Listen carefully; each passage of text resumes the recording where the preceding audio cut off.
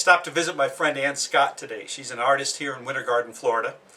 And we talked a little bit about becoming an artist again as an adult, about finding your talent, what to look for in a home studio, and how her genes run through all of her art. I hope you enjoy my visit.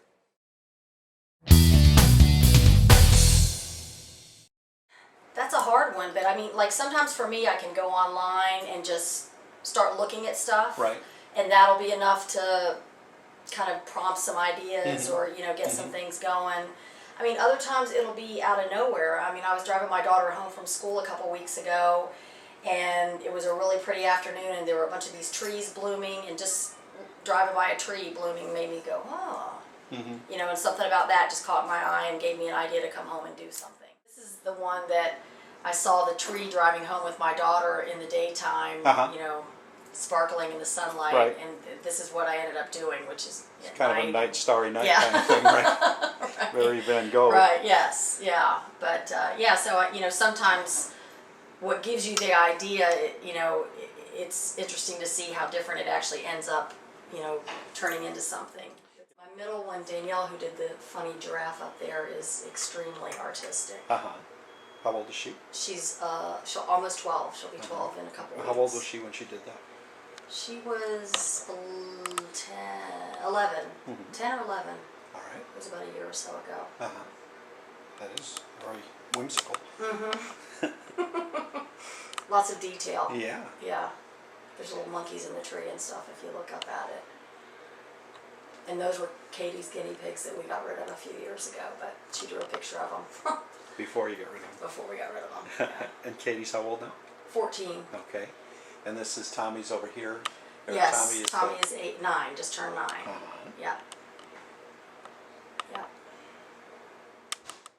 My mom does fused glass, and she mostly makes jewelry, pendants, and earrings, and I actually do some beading and stuff with her, making necklaces with that kind of thing, but she also does mirrors and night lights and different things with the fused glass. So it kind of like passed from her to you and now to your kids, the artistic thing. Yeah, and her mom was very artistic. I mean, my mom's always said that she made clothes and everything. I mean, as nice as you get in a store line, you know, beautifully. I mean, she probably would have been a fiber artist if she lived now. Yeah. So this is the first mixed media piece that I did, and I actually did this with my mom. She did one. We did this at her house because, you know, her and I have always talked about how it would be fun to belong to an artist group that got together every so often and experimented with different types of things. And so we got a whim one time when I was down there to do something and had a magazine about mixed media, and we said, let's, you know, sat down at the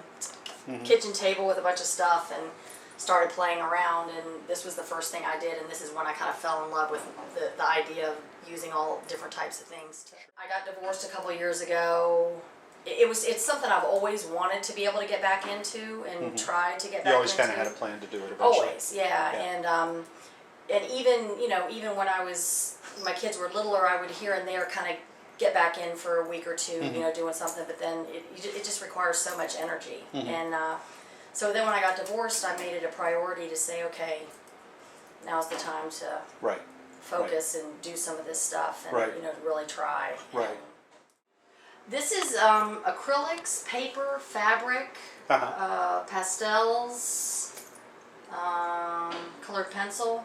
I kind of mess around with everything. So now do you sort of, before you get to the canvas, actually know where you're going? I mean, I usually have an idea. Usually I'll kind of come up with a basic concept of what I'm going to do. Right. And, you know, especially with the paper or the fabric, I'll get my, you know, the big shapes cut out.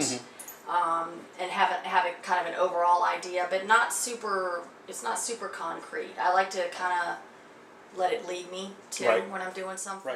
Priorities for me were good light, you know, having a good space just that felt good in terms of that, and making sure I had a work table. I mean, this actually could be bigger, but I had a big work table and just someplace that I could leave everything out and shut the doors if I needed to, and it didn't matter. I would say that it seems that most of the work that I do and that I've always done is more, it's always positive, which is probably good for me. But it's always about seeing the beauty in something, or playing around with the colors and I tend to look at things more whimsically and in a fun way, and trying to see, and I like, with a lot of what I've been doing is mixed media art. I like being able to take a lot of different things, not just the traditional things like just the paint, and using them all together to make a complete composition or a complete idea put out there. Right.